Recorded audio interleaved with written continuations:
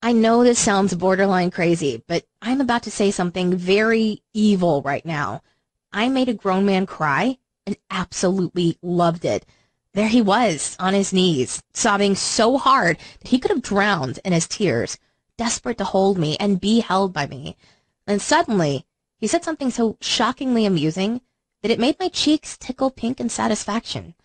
But wait, before I tell you what he said, why am I even telling you the story?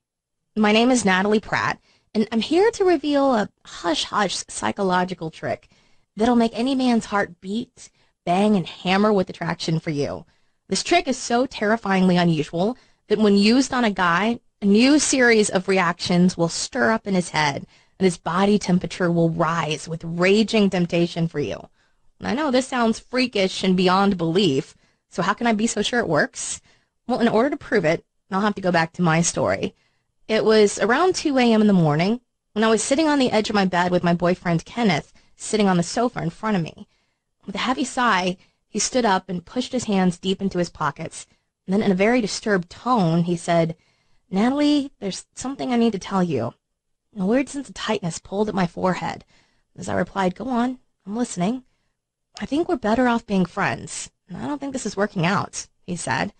I strained to hold back my tears as I gave him a brutal stare. With trembling lips, I asked, "What do you mean?" "I don't see a future with you," he replied in this annoyingly frank tone. My blood pressure mounted, and I wanted to shout, rant, and scream, but I took a calm, deep breath and asked, "Is there someone else?" He turned his face away and in a very cold tone said, "Yes." My body almost exploded with pain, and this unleashed the hidden bitch inside me. I grabbed a shoe and threw it at him abnormally hard. I must have missed his head by a couple of inches.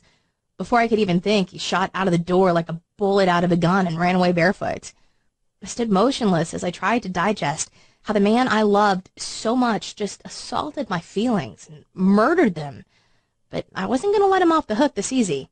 With rage-filled eyes, I texted him and asked, "How could you do this to me?